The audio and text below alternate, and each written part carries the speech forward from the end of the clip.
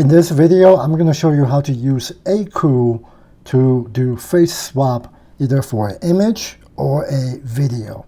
So let's click on this. So here we have a bunch of templates we can use, but you get the point.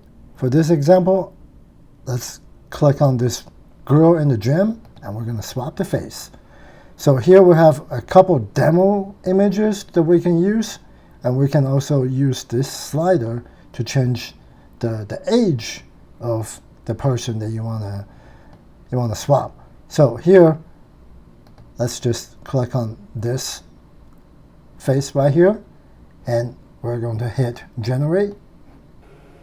What Akool will do is swap the face of this girl in this video. So now we have a completed video of the face completely swapped.